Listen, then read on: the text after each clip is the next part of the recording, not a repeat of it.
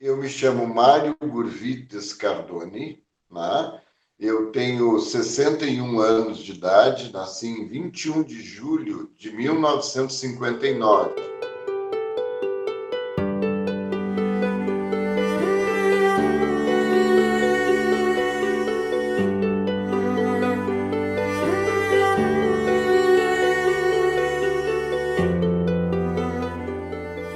No próximo mês farei 62 anos. Eu sou médico clínico, originalmente com formação na Universidade Federal do Rio Grande do Sul, residência médica em clínica médica também no Hospital de Clínicas da Universidade Federal, e especialista em medicina intensiva pela Associação de Medicina Intensiva Brasileira, né? E trabalho em algumas frentes, né? Eu trabalho como intensivista em duas instituições que eu reputo como de alto nível na cidade, que é o Hospital de Clínicas de Porto Alegre e o Hospital de Pronto-Socorro, há muitos anos, né? Há 33 anos no Hospital de Clínicas e há 26 no Hospital de Pronto-Socorro, mas também trabalho na atividade médica privada, em consultório médico, com assistência dos meus pacientes e hospitalizações, que inclui ser médico do Hospital de Moinhos de Vento, do Corpo Clínico e do Hospital de Clínicas também, que são as duas instituições onde eu assisto meus pacientes que estão sob a minha responsabilidade. Eu sou filho da senhora Dora Gurvitz Cardoni e do senhor Benjamin Cardoni. Né? Meus pais já são falecidos, meu pai faleceu há 10 anos atrás e a minha mãe há 4 anos atrás. Eu nasci em Porto Alegre, né, no Hospital de Beneficência Portuguesa, que era o hospital onde a maioria das pessoas da minha geração nasceram na cidade de Porto Alegre. Naquele tempo, eu sei que a assistência de parto era feita por parteiras no hospital, mas com supervisão de um obstetra, porque eram poucos os obstetras na cidade, portanto, eles ficavam à disposição de uma situação mais complexa, né? A coisa mudou. Então, eu nasci no dia 21 de julho, como já falei, de 59. Eu tive a minha infância aqui em Porto Alegre, aqui no bairro Bonfim, ou Rio Branco, na rua Francisco Ferrer, de ótima memória, porque foi uma infância muito boa. Estudei originalmente num grupo escolar, chamado Grupo Escolar Roque Calage, que não ficava muito longe de onde hoje é a Mariante, ali na região antes da Goethe, e, portanto, era uma escola também importante da região da cidade. No meu tempo só havia a ida para o chamado ginásio através do exame de admissão, que hoje já não existe mais, é direto. Então, era um pequeno vestibular para se entrar nas melhores escolas públicas. E eu entrei no Colégio Júlio de Castilhos, né, que era um clássico. Né? E lá estudei o ginásio todo, que eram 4 anos, e depois o científico, que hoje se chama primeiro e segundo grau, ou segundo fundamental, enfim, mas era o ginásio científico. E lá fiz a minha formação de pré-universitária, com muita qualidade, sabe? O Colégio de Castilhos, naquela época, era um colégio chamado Colégio Padrão, né, do sistema público, e ele tinha matérias que hoje desapareceram, né? Inclusive línguas, né? Francês, tinha história da arte, tinha filosofia, tinha latim, que eu peguei no finalzinho, assim, no ginásio. Né? Depois desapareceram essas matérias assim que seriam humanísticas ou de cultura mais universal. Né? Aí, claro, estando numa escola pública, mesmo de qualidade, eu fiz um curso pré-vestibular. Né?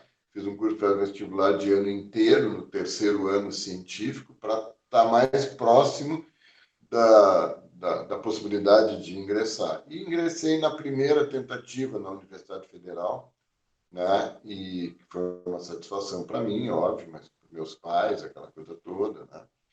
E eu tinha já, desde pequeno, a ideia de ser, de evoluir na profissão médica. Assim, eu nunca cogitei outra possibilidade, né? Era uma coisa, de certa maneira, da minha vontade, assim, pelos estímulos, e também um desejo muito grande do meu pai, que tinha nele a vontade de ser médico, e por coisas de vida, de sobrevivência, de necessidade de trabalhar, ele não pôde concretizar isso. Então, de certa maneira, foi uma realização por extensão, né? Então, eu fiz a Universidade Federal do Rio Grande do Sul, a Faculdade de Medicina, que foi um curso excelente. Enfim, nessa fase de formação, foi essa que eu estou relatando para vocês. Olha, assim, pegando de surpresa, são tantas as histórias, né, na Faculdade de Medicina. A Faculdade de Medicina é rica, o que eu chamo de personalidades, né? A gente mais ou menos molda a nossa maneira de lidar com a ciência médica de acordo com vários exemplos, né, de professores assim, e de pessoas que muito dedicadas na área médica, né? Eu desde cedo assim fiquei voltado, claro, para a parte técnica, na parte absolutamente científica, baseado em padrões, em evidências, digamos assim, né? Porque esse era o contexto dessa minha transformação. No passado, a medicina tinha sido mais empírica, muito mais intuitiva, por falta de um arcabouço, digamos assim, de comprovações através de estudos bem delineados, como se está vendo nessa discussão atual, né? Mas, com o tempo, eu peguei uma transição em que a medicina se tornou uma coisa mais definida, assim, que passou a ter critérios bem claros para se tomar decisões. E eu peguei essa transição, mas não por isso deixei de ter influência assim, de pessoas com um vínculo na relação médico-paciente muito profundo. Me ocorre agora assim, pessoas que eu vou citar, porque depois eu trabalhei com essas pessoas, assim, que são mais velhos, foram meus professores, assim, o falecido professor Günther von Ay, que era um clínico clássico da cidade, assim, tinha um jeito todo especial de se vincular aos seus pacientes. O Dr. Matthias Kronfeld, que ainda hoje nós trabalhamos juntos, que é também um médico que teve grande influência na vida profissional. Eu participei durante a faculdade de grupos com um médico que foi muito conhecido na cidade, até pela a sua atitude irreverente, transformadora, inovadora, e que criou uma legião de pessoas com um perfil de cuidados, que foi o professor Milton Abramovich. Não sei se vocês ouviram falar do professor Milton. Ele era irreverente, assim, ele ia contra o mainstream da faculdade, né? Ele, enquanto tinha aquela coisa mais concreta, mais, eu diria, com aqueles modos mais, a palavra me escapa agora, mas seria formais. Ele era informal no ensino aos alunos, e foi útil, porque aquilo que eu falei no início, as várias influências, desde aqueles que exerciam uma medicina muito formal, muito catedrática, até aqueles que exerciam uma forma alternativa de lidar com a ciência médica e com a relação entre pessoas, tu vai recebendo essas influências e vai construindo o teu jeito de ser. É claro que esses dias eu estava discutindo, até num grupo muito inteligente, assim, pessoas bastante, mesmo não da área médica, se empatia que é um atributo importante para ser médico, era algo que se aprenderia na faculdade ou não. E eu acho que um pouco sim se aprende, mas eu acho que já vem de uma inclinação de caráter, uma inclinação de personalidade, que é sim dirigido para os estímulos da universidade onde eles existem, né? Pode-se até aprender a simular empatia, que não é um erro, né? Às vezes a gente tem que exercer uma atividade de interpretar a situação e até mesmo não tendo aquele envolvimento para um bem maior, simular que existe um envolvimento, uma preocupação, né? Não, isso não é uma falsidade, é uma técnica, né? Mas o melhor é ter a empatia espontânea, né? Realmente. Tem situações que a empatia pode atrapalhar, até excesso de empatia pode bloquear, limitar, impedir que tu execute atividades profissionais que são necessárias, porque tu fica imobilizado pela percepção do sofrimento do outro, né? Então, nesse sentido, tu tens que ter uma formação mais completa e tentar te aprimorar e lidar com essas situações ao longo do tempo, né? Então, são essas as lembranças, mas se eu for agora puxar fora de uma entrevista, vai ter centenas de situações muito interessantes na Faculdade de Medicina. Não, eu iniciei, então, me formei no ano de 1983, né, na Faculdade de Medicina da URGS, e logo em seguida, através de um concurso de seleção, um concurso público, eu entrei na chamada medicina interna do Hospital de Clínicas de Porto Alegre, que é a clínica médica.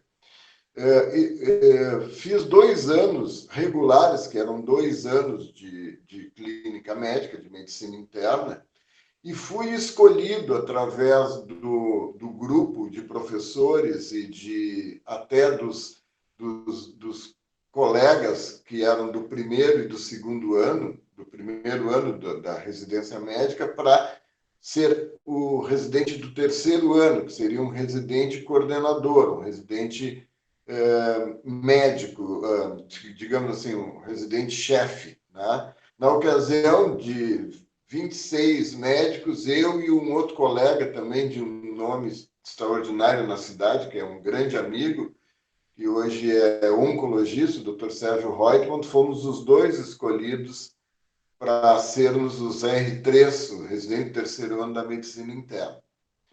Neste ano, eu exerci muito da minha atividade de coordenação e também me localizei mais no centro de tratamento intensivo do clínica. Naquela época, não existia ainda no Brasil inteiro a residência em terapia intensiva, em medicina intensiva. Portanto, a especialidade se dava pela prática e depois pelo exercício de uma seleção, de uma prova da Associação de Medicina Intensiva Brasileira, que mostrava que se tinha experiência e qualidade teórica numa prova e numa prova prática. Então, logo depois desses 3 anos de medicina interna ou clínica médica, eu fui a São Paulo e fiz, na verdade, não fui a São Paulo, eu fiz em Porto Alegre a prova de qualificação em medicina intensiva. Aí fui aprovado, ganhei o título de medicina intensiva. E o interessante é que, logo em seguida, surgiu o concurso para médico intensivista do Hospital de Clínica de Porto Alegre. E eu fui admitido através dessa titulação e mais a prova.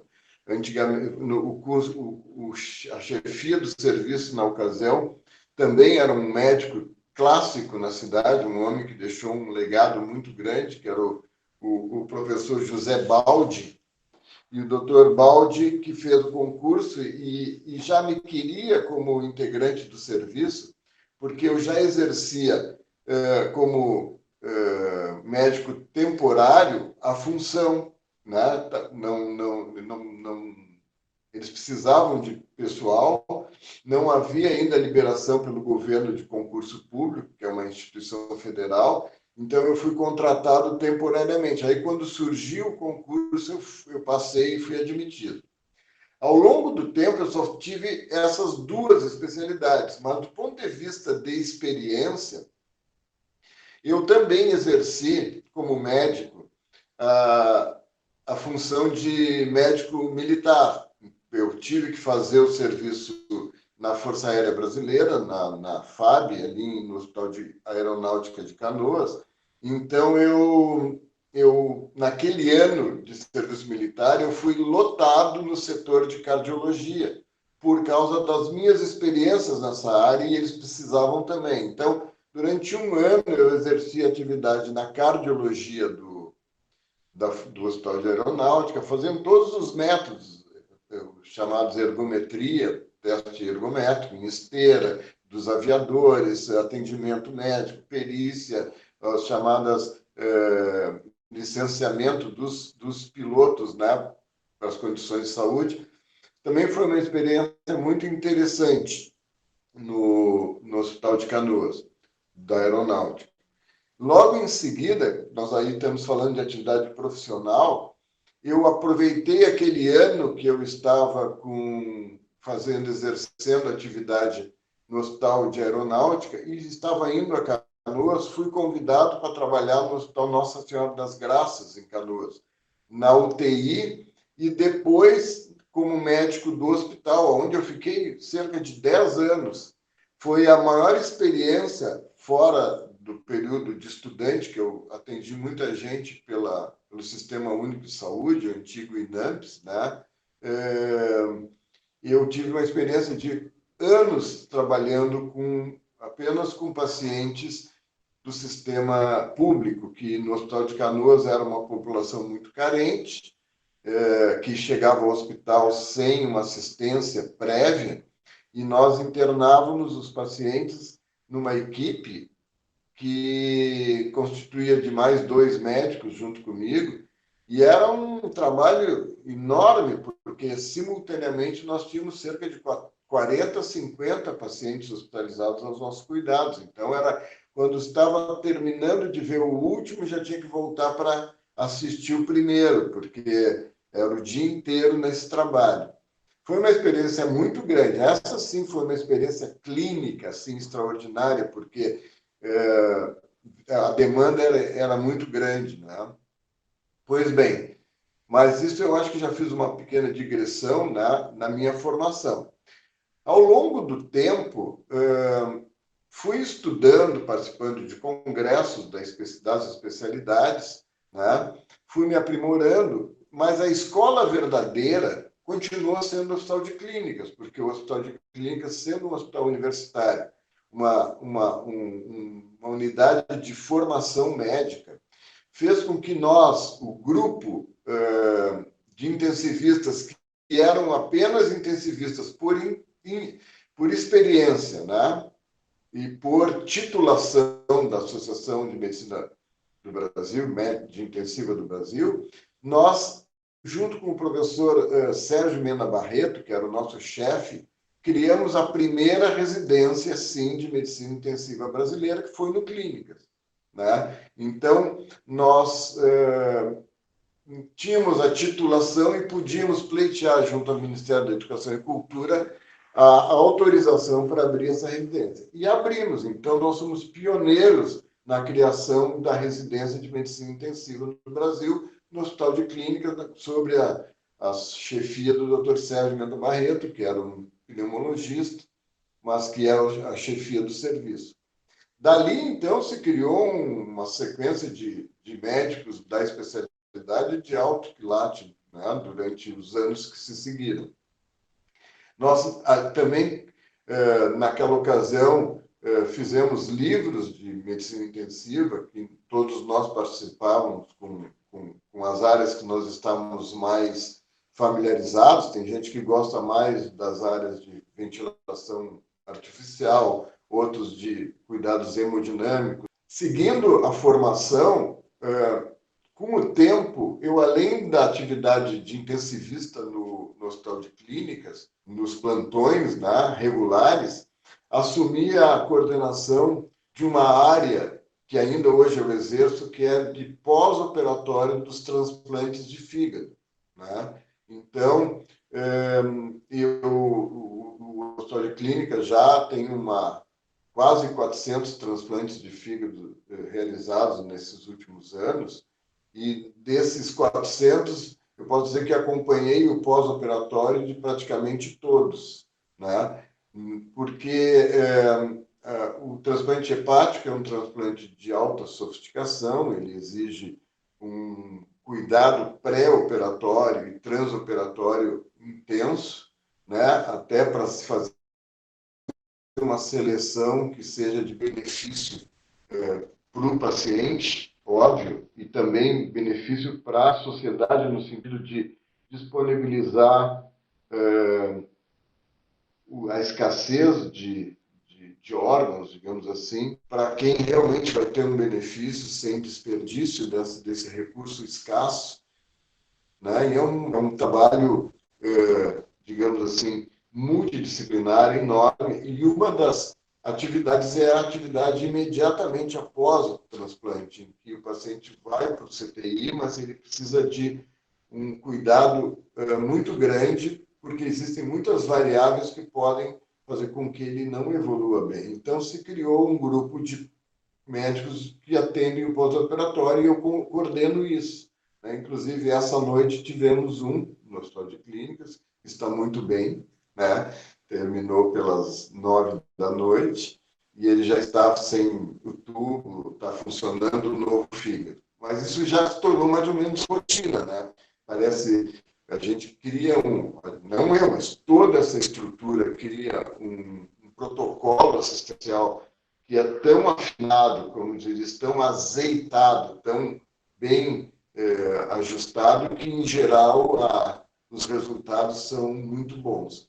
Então, essa é uma outra atividade que eu tenho, junto à minha atividade de plantonista da UTI do Hospital de Clínica. Aí, no Hospital de Pronto-Socorro, em que eu entrei depois, há 26 anos atrás, quando eu deixei Canoas, o Hospital de Canoas, eu não podia ter aí tantas atividades simultâneas, eu cumpri os meus primeiros 10 anos lá em Canoas, que eu acho que foi muito bom, mas deixei para os mais jovens aquele pique todo, né? E aí, em 94, eu entrei, em 95, eu entrei no pronto-socorro, também concursado, na UTI clínica e cardiológica, e depois se tornou uma UTI de trauma, só de acidentes e de eventos traumáticos. E lá estou.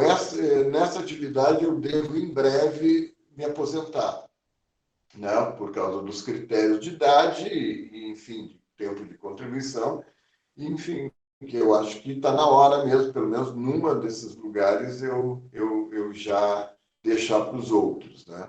Então, além das minhas atividades institucionais, que foram e são bastante grandes, eu me dedico à atividade clínica no meu consultório, que é onde eu estou agora, no Hospital Moinhos de Vento, no prédio que fica na Ramiro Barcelos, no 10º andar. Aqui, então, eu exerço minha atividade particular, em que pessoas referenciadas ou por indicação também de colegas me procuram. Eu procuro fazer a clínica clássica, em que eu atendo no consultório, eu atendo quando precisa pessoas que têm dificuldades de ir até a residência, então visitas domiciliares, e hospitalização dos pacientes. Então é isso, eu exerço a minha atividade privada no consultório, visitas domiciliares e internação hospitalar nas duas áreas, na área clínica e na área de medicina intensiva. Eu tenho uma atividade adicional, que é voluntária, mas eu sou presidente de um lar de longa permanência de idosos, tá? Que é o Lar Maurício Seligman, da Sociedade Israelita Rio-Grandense. O lar é um lar grande, ele tem hoje 65 idosos, Eu já fui, numa gestão anterior, o diretor médico e depois fui levado à presidência do lar. É um lar muito legal mesmo, fazer propaganda aqui. Ele atende idosos que na idade média é de 90 anos de idade, a média, né? Então, nós temos pessoas de 100 anos lá, acima de 100 anos. E essa atividade ela é não remunerada, enfim, eu tenho uma estrutura médica que é assistencial, fisioterapeutas, fonoaudiólogas, enfermeiras, atendentes, técnicas de enfermagem, toda a estrutura de cuidados do idoso, né? Então, essa atividade é gratificante, mas me ocupa também, né? Porque é uma responsabilidade grande, principalmente nos momentos que nós estamos vivendo, né? Que aí eu posso até relatar alguma coisa a seguir, né? Então, são essas atividades institucionais, privada, enfim. Não, diferentemente de que, como é um lar criado, sim, pela comunidade judaica, né, de Porto Alegre, há muitos anos, há uns 70 anos, se não me engano, 60 e poucos anos. Mas ele não é exclusivo, fica a ideia de que assim ele admite as pessoas só da comunidade. Não, não, hoje já temos assim, acho que 30 a 40% dos residentes são da comunidade ampla, né? Não é assim apenas do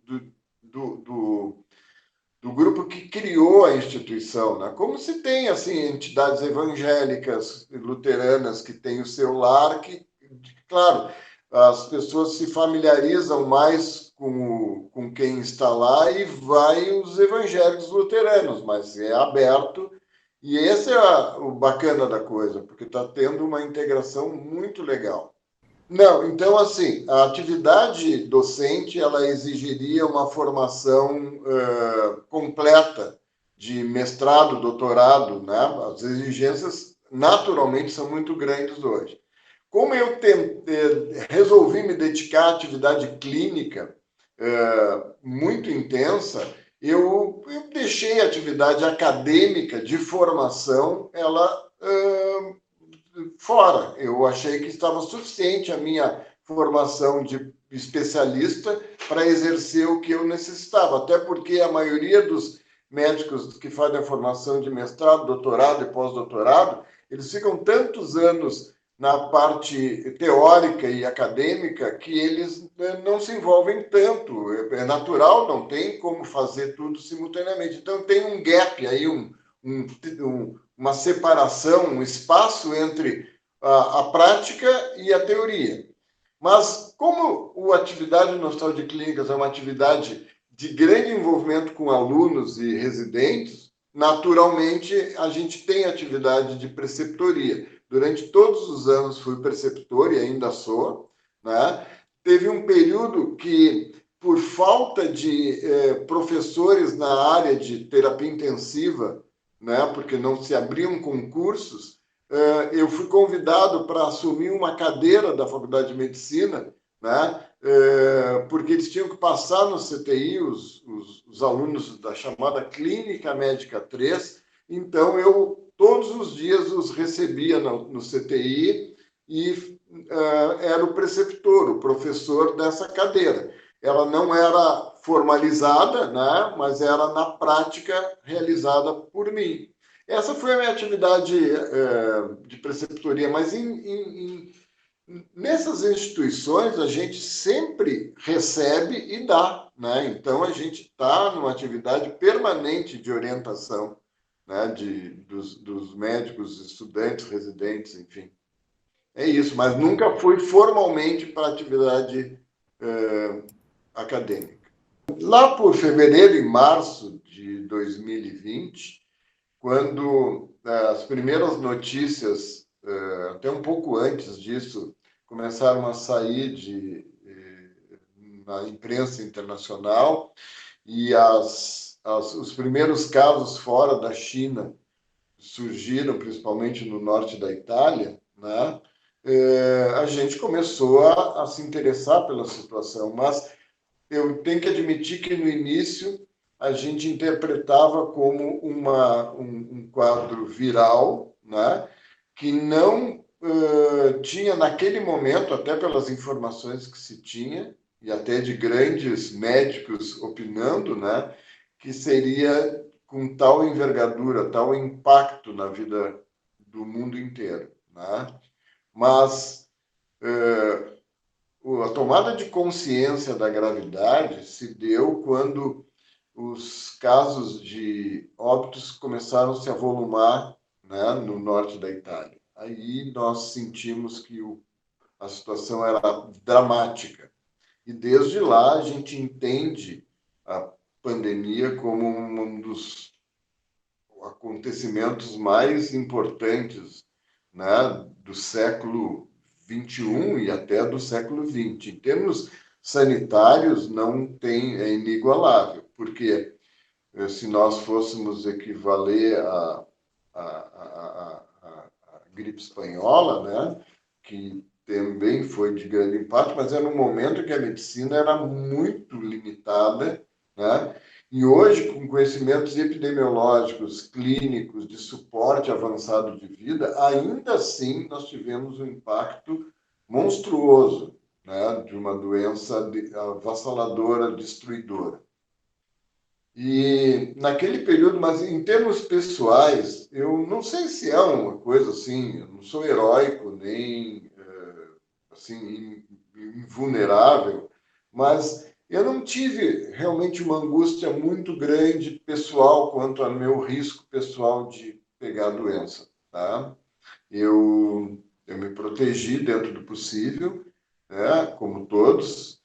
Nós fizemos cursos de formação já em fevereiro, no clínicas de vestir-se e se tirar os EPIs, né, os equipamentos de proteção individual. Fizemos treinamentos assim recorrentes, cada um colocava, tirava várias vezes os equipamentos de proteção individual, como remover as luvas, como lavar as mãos, como usar álcool gel antes e depois de cada procedimento. Enfim, fizemos todo um protocolo que foi muito bem realizado, aprendemos a mexer com respiradores alternativos, que eu digo, porque nós sabemos muito bem como manejar os respiradores de alta performance que nós dispomos na UTI. Mas, frente à escassez, nós começamos a aprender a mexer em equipamentos de menor performance, que seriam usados como ponte, eventualmente, por uma necessidade maciça de uso. Tudo isso nós fizemos, uma formação muito grande. Eu sempre digo que nós, a frase mais emblemática é que nós aprendemos a pilotar o avião com ele caindo, né? Nós não sabíamos como lidar com a situação, então nós fomos aprendendo enquanto o avião estava indo para o chão e muitas vezes conseguimos manter ele voando, né? Aprendemos muita coisa nesse período, né? Abstraindo as desinformações, as faltas de informações ou as contradições que todo mundo conhece, mas a gente tentou levar o mais sério possível a situação. Desde o início, mesmo tendo a idade de 60 para 61 anos, quando começou a pandemia, então eu fui afastado não das minhas atividades, eu fui afastado nessas duas instituições das unidades que receberiam paciente Covid por uma determinação de decreto, né? Os mais velhos ficariam na UTI normal, a UTI que recebe os pacientes regulares, e os mais jovens iriam trabalhar nas UTIs destinadas aos pacientes com Covid. Mas isso, com o tempo, se mostrou que, claro, ajudou, porque não era uma exposição constante. Mas eu mesmo, em junho do ano de 2020, adquiri o Covid quando, trabalhando na UTI do Hospital de Clínicas, pacientes que se tinha pouca suspeita ou não estavam confirmados, internaram na UTI normal, a UTI de pacientes não Covid, e eu fiz a intubação orotraqueal de um deles, mesmo que protegido, adquiri a doença, né? Mas não tive, felizmente, uma gravidade maior. Eu senti fatigado, com pouco apetite, perdi o olfato, mas nem febre tive e nunca tive problemas de dessaturação, né? Eu fiquei em casa, afastado. Infelizmente, por estar pouco sintomático no início, eu transmiti para familiares, que felizmente evoluíram bem também. Meu retorno às atividades foi não depois de 10, 12 dias, como hoje se estabelece nos critérios da Anvisa ou do FDA americano, quando se está assintomático. Meu retorno foi 25 dias depois, porque na ocasião se exigia 2 testes de RT-PCR negativos para voltar à atividade. E os meus continuaram dando positivo até 25 dias. E mesmo estando bem, hoje tu podes voltar estando assintomático com o tempo tendo passado. Não precisa ter mais o PCR negativo, porque como o vírus ele deixa marcas das proteínas dele nas tuas vias aéreas, tu vai ter a detecção mesmo que eles não estejam mais em atividade vital, né? O vírus ativo, digamos assim. Então, eu tive o Covid mesmo fora da área. De certa maneira, como sobrevivente, depois eu me senti muito mais forte, mais disposto a trabalhar, porque, de certa maneira, eu adquiri alguma imunidade, mesmo que não seja integral, para novas cepas ou para uma nova infecção. Mas é muito raro ter novamente o Covid, pelo menos nos primeiros meses. Tem estudos que demonstram que de 1.200 profissionais de saúde, em 6 meses que adquiriram, apenas 2 readquiriram a doença, né? Então é muito improvável, mas ainda assim mantivemos os cuidados. Então, fui afastado dessas unidades, mas, inevitavelmente, com o evoluir da pandemia grave, com disseminação, principalmente no mês de fevereiro, março de 2021, onde teve um enorme pico de incidência, a minha atividade particular, privada, me levou a atender centenas de pessoas, centenas. E o que era mais importante que eu observei durante toda essa situação é que as pessoas, em virtude da avalanche de informações desencontradas muitas vezes, ou as informações muito dramáticas, porque a imprensa, naturalmente, com razão, em boa parte dela, informava dia e noite sobre as mortes, sobre a gravidade, sobre a escassez de leitos, sobre a situação no mundo inteiro, as pessoas estavam apavoradas. E assim, o que faltava era algum médico para elas chamarem de seu, mesmo que ele não fizesse nada, não introduzisse os remédios esses alternativos, que ele não desse nenhum remédio específico para evitar a evolução desfavorável. Mas eles precisavam de alguém que os monitorasse nesse período e que ficasse ligados como se fosse um cordão umbilical durante esse período para eles passarem com um pouco mais de tranquilidade.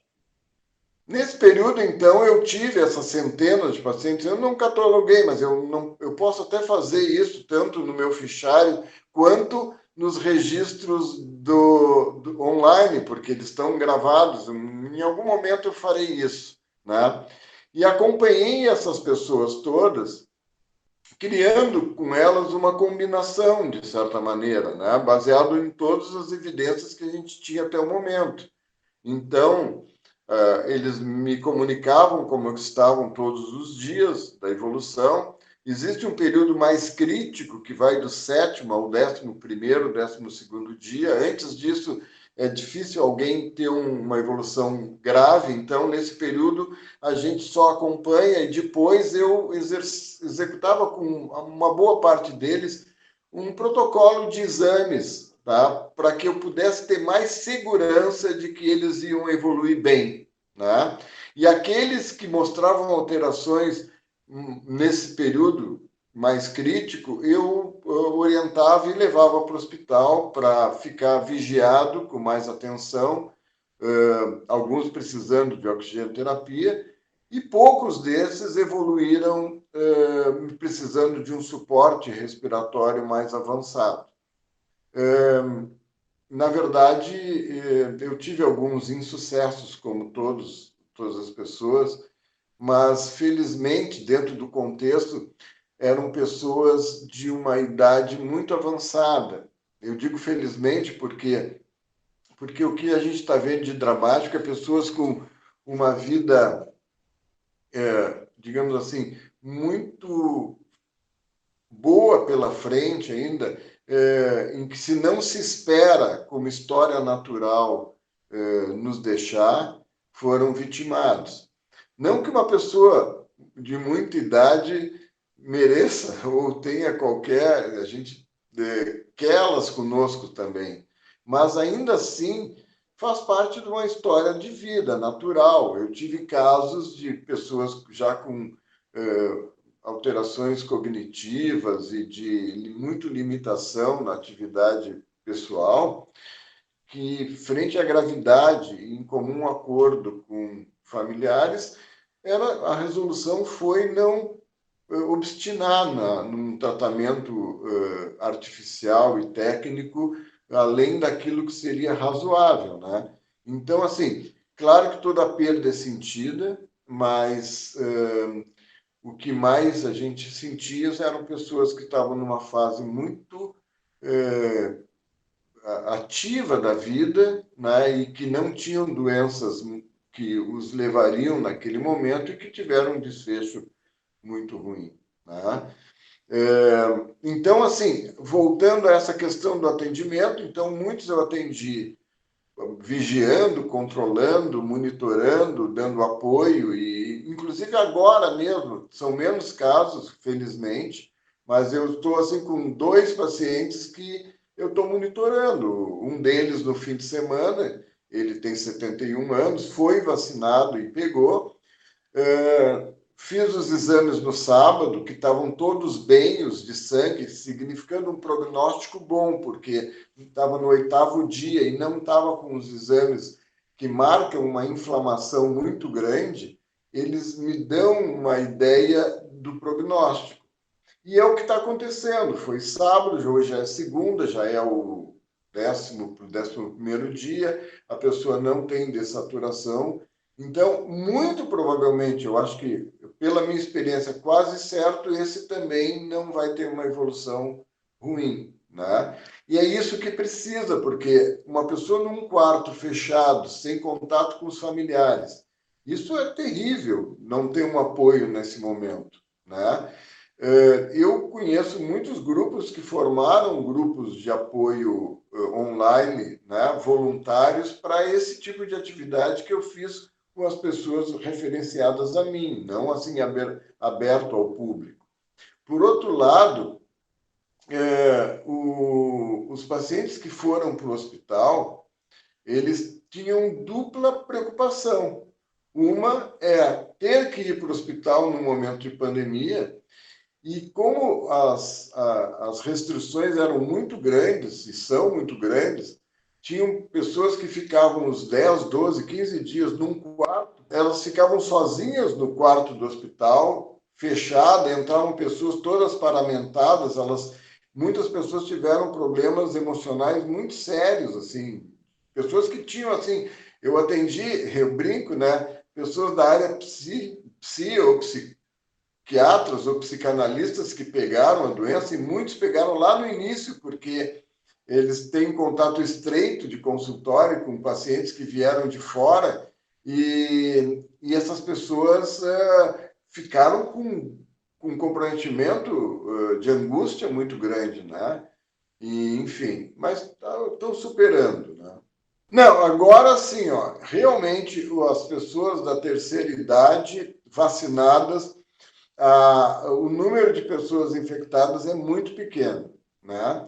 A experiência, por exemplo, no lar, no lar Maurício Selig, depois que todos foram vacinados há cerca de 4 meses atrás, foram os primeiros na cidade a ser vacinados, e nas 2 doses, eu tive 2 casos de idosos positivos, mas nenhum ficou doente, propriamente dito. Eles foram rastreados porque funcionários mais jovens tiveram e eu tive que rastrear todo lá.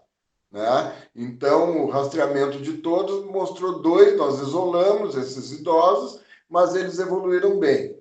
Os residentes, os funcionários ficaram doentes, mesmo vacinados, porque eles também foram vacinados simultaneamente aos idosos, e eles ficaram em casa, nenhum teve gravidade. Apenas uma das minhas funcionárias, que era uma nutricionista do lar, que precisou ficar naquela ventilação de alto fluxo, mas também se recuperou.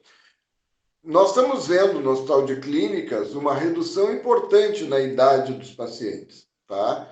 Tanto porque os idosos estão vacinados, tanto porque mudou, eu acho que o perfil da cepa, né? A cepa deve estar não tão seletiva em quem tem comorbidades e idade. Ainda perfaz um grupo de pessoas de sobrepeso, né? Eu vejo que pessoas com sobrepeso, obesidade, jovens, estão mais se adoentando mais do que outros. Mas isso é uma experiência empírica, não está colocada ainda numa tabela epidemiológica que possa afirmar isso com segurança, é uma impressão. Mas tem pessoas raras, mas de 24, 28, 30 anos, que não havia no ano passado, não havia nenhum. Tanto que, equivocadamente, mas era a informação que se tinha, quando alguém de 20 e poucos anos ficava com Covid, eu dizia para ele e para a família, não vai acontecer nada e tal. E não tive nenhum caso desfavorável na cidade. Só que agora eu não posso mais dizer, eu não sei. A última semana, na cidade de Soledade, um paciente meu, adulto, o pai de um jovem, me mandou um pedido para vir a Porto Alegre, o filho que estava com 24 anos com a máscara chamada de ventilação não invasiva. A gente não trouxe para Porto Alegre pela distância, mas levamos para Passo Fundo, que tem um bom centro e tal, e o rapaz se recuperou, mas era 24 anos de idade. Então, nós estamos vendo isso no nosso meio também, né? Não, eu acho assim, ó, que o que vai mudar na medicina? Eu acho que essa abordagem de métodos não presenciais, elas veio para ficar, né? Não substitui o atendimento presencial de forma nenhuma. Eu acredito que para os casos em que a gente tem, o paciente já é conhecido da gente, a gente já o examinou previamente, fica muito mais fácil fazer um atendimento online, porque tu conhece já o histórico e tu conheces o perfil de exame clínico dessa pessoa. Uma primeira consulta online deixa a desejar, a não ser para coisas muito pontuais. Mas ela veio para ficar e a gente vai continuar exercendo essa atividade. Mas as pessoas ainda precisam do contato humano, né? Então, eu ainda sou um conservador, eu acho que as coisas vão continuar e vão voltar a ser mais presenciais, até porque com o término da pandemia vai ter uma necessidade das pessoas se verem, se sentirem, se tocarem. E isso faz parte das atividades humanas, entre as quais a medicina é uma das atividades profissionais relevantes nessa área. Em relação ao sistema de saúde, as UTIs sempre estiveram lotadas, ou pelo menos no limite, né? Nós aqui em Porto Alegre conseguimos, sim, acompanhar esse aumento da demanda. Teve só um período muito curto, de uma semana ou duas, mas que já é importante, mas mesmo assim um período curto, em que ficou um número de pessoas represadas sem ter imediatamente a assistência que precisavam. Mas foi poucos casos e a chamada priorização, isto é, a seleção, permitiu que os mais graves chegassem antes. Nós conseguimos, no Clínicas, que é um sucesso extraordinário, aumentar em 110 leitos os pacientes, para receber os pacientes do SUS. Claro, com uma vantagem, o prédio novo, que é o prédio das novas UTIs já estavam prontos, não estavam vestidos, não estavam montados. Então, aceleradamente, de forma gradual, foram se criando clusters de 10 leitos em 10 leitos, até atingir 110 leitos disponíveis. E aí, nós podemos absorver os pacientes mais graves. Então, aqui foi um sucesso. Eu acho que a especialidade de medicina intensiva saiu valorizada, extremamente valorizada, né? Os profissionais, os meus colegas mais jovens, trabalharam de forma incansável. É uma turma extraordinária, assim, né? Muita gente com poucas horas de sono, se expondo, sim, né? Enfim, foi uma experiência que nós não tivemos igual. Em 2009, nós tivemos o H1N1, que já achávamos que foi uma epidemia monstruosa. E nós ocupamos no clínica simultaneamente, pasmem, 13 leitos só, 13. E já achávamos que ter 13 pacientes iguais da mesma doença simultânea já era uma coisa absolutamente excepcional, porque nós nunca temos 13 hemorragias cerebrais ou 13 infartos juntos, 13 septicemia abdominais, uma mesma doença simultânea. A gente tem várias, um AVC ali, uma cirurgia abdominal lá, um infarto, tudo misturado, mas uma só doença foi em H1N1, foi a primeira vez, e já achávamos uma coisa extraordinária. Agora, 110 só no clínica simultâneo, 110 pacientes, é uma coisa jamais vista. Em Porto Alegre, nós tivemos simultaneamente 1.100 pacientes Covid em UTIs, 1.100 no pico de março. Agora nós estamos em Porto Alegre, confirmados e suspeitos em UTI, com cerca de 400. Então, está um terço do que já teve no pico de pacientes críticos com Covid. Muitos dos que estão agora, não sei lhe dizer quantos, são pacientes que já estão um pouco mais de tempo, eles não ingressaram nos últimos dias. Não são pacientes muito novos, são pacientes que estão no 10º, 15º dia, que ainda permaneceram na CTI. Então, são os epidemiologistas que têm que nos dizer se está havendo uma entrada de novos pacientes, o que pressionaria o sistema, ou não. Isso aí é uma informação que eu não disponho no momento, né? O mundo sempre está em transformação, né? A nossa vida na sociedade da comunicação, da sociedade da tecnologia e do aumento de populações concentradas no mesmo lugar, faz com que as variações da natureza, entre os quais o vírus SARS-CoV-2 se insere, mesmo que tenha sido espontâneo, mesmo que tenha sido uma coisa através de pesquisas e que saiu de um laboratório, nós não sabemos, né? Todas as possibilidades têm que ser consideradas. Ainda assim, a comunicação no mundo, a interação, faz com que um problema local se torne universal. Então, assim, nós temos que estar preparados para as mudanças que ocorrem, né? A ciência respondeu rapidamente, né? Em 1 ano e meio criou vacinas, né? Que antes levavam 8 a 10 anos para serem liberadas, né? Foi acelerado e não se sabia se elas iriam funcionar. E a maior parte delas funcionam, algumas mais ou menos. Então, a gente tem que, a mensagem é sempre valorizar a ciência, porque ela de fato dá as respostas que a gente precisa, né? Não na velocidade que a gente deseja, mas a gente tem que dar um tempo para a ciência, porque ela consegue nos ajudar, como está acontecendo agora.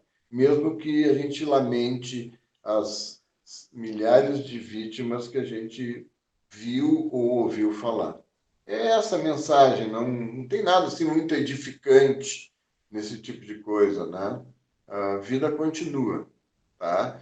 E a gente tem que ter até um pouco de coragem, né? Não botar a cabeça dentro da terra quando tiver um problema desse e enfrentá-lo com os riscos, tentando se proteger, mas, enfim, eu não sou, assim, um negacionista, obviamente, né, de forma alguma, mas eu pretendo ver as coisas assim. Surgiu um problema para a humanidade, esse problema teve que ser enfrentado e foi enfrentado e vai ser resolvido. Eu estimo que até o final do ano a gente está livre do vírus. Vai ter uma incidência endêmica, periódica, mas não vai ser de impacto tão dramático como nós vimos no ano passado e no início deste ano.